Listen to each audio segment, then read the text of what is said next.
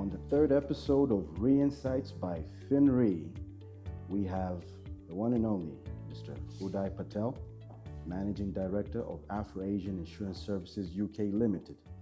Mr. Patel, welcome to Lusaka. Thank you very much. Good to be here.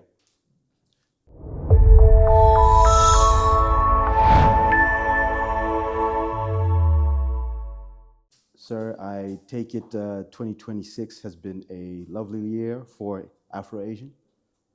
Yes, it has. So basically, if you are talking about our financial year, we close on 31st of March, 2026. And as of end of January, we have seen a 27% growth in our top line, of which we have achieved a 20% profit before tax. We are, in terms of our focus, it remains Africa, has been for 38 years. And we've grown our network in Africa by a new office in South Africa, where we were licensed in December last year. And we have applied for a license to open a branch in Dubai, because we want to now enter into the Middle East market.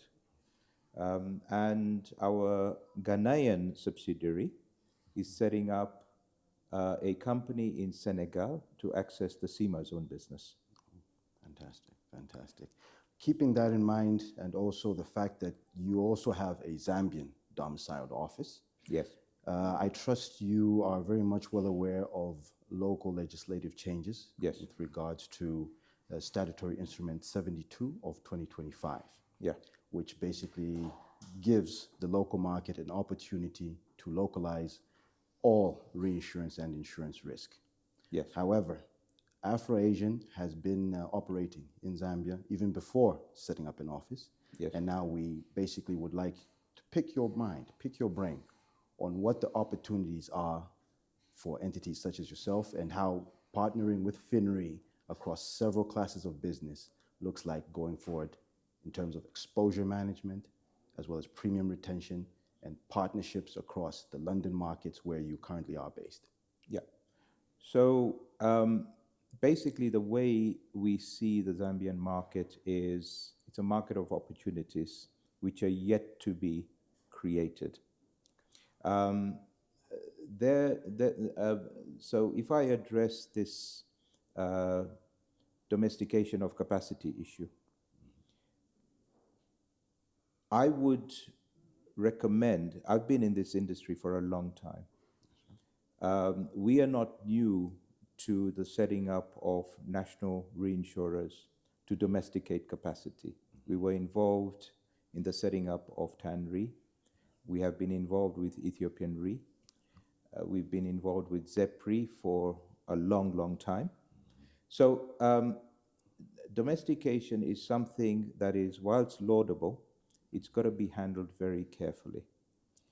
You need a very strong infrastructure locally of well-capitalized insurance companies and well-capitalized reinsurance companies to be able to sustain the accumulation problem that can happen if you don't control it from domesticating reinsurance.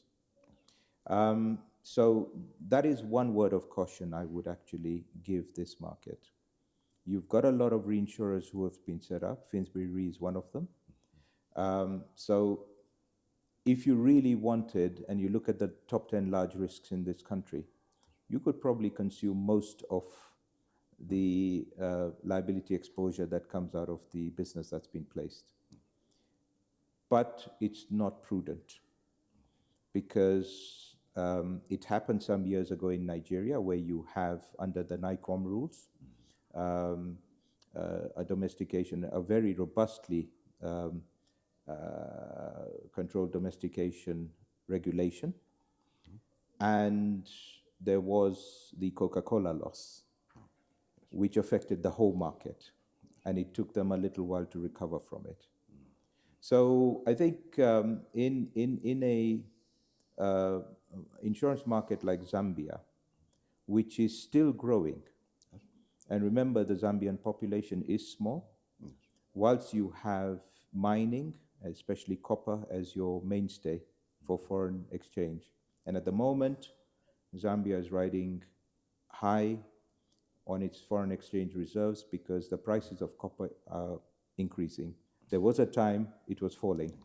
So you need to make sure that whatever initiatives are being taken at the very top level in government of reducing the debt burden from the increasing forex reserves created by the increase in copper prices, you don't waste Yes.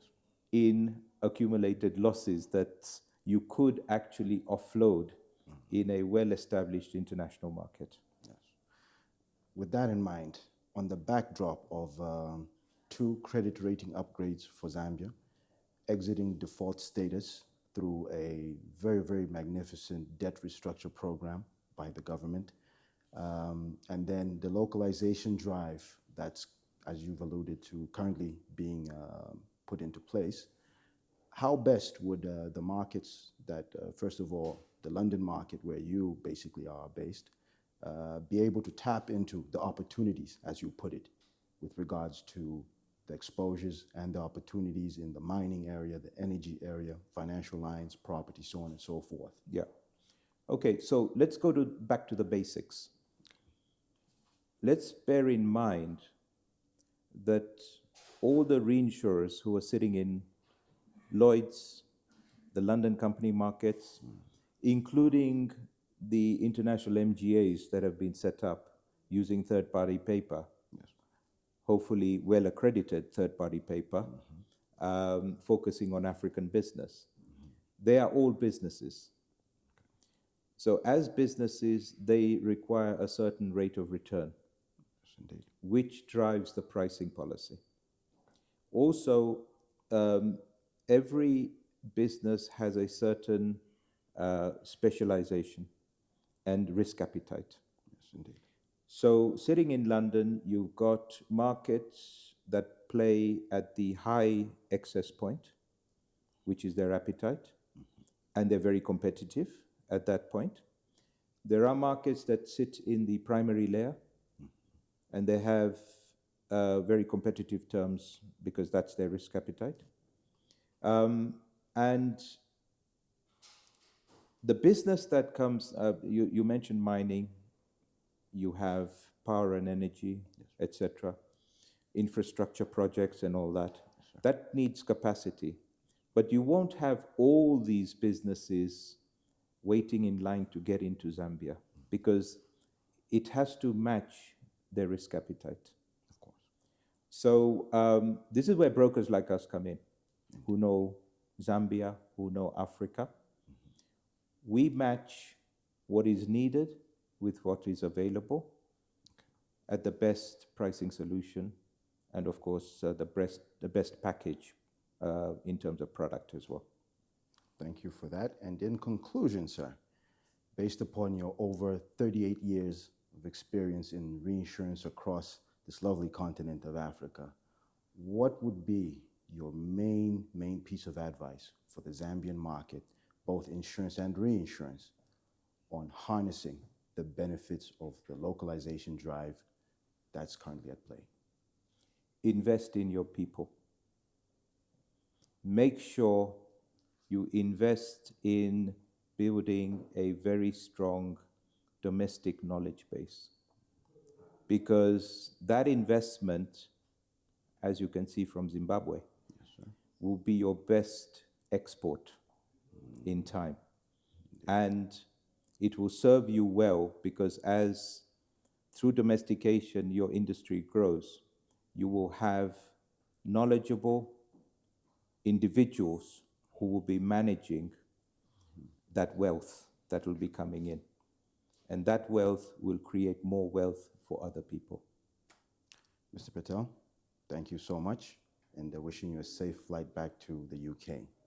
Thank you. Ladies and gentlemen, signing out is Patrick Gregory Mwali, Senior Manager, Treaty and Structured Solutions at Finsbury Reinsurance Limited, Zambia. Thank you.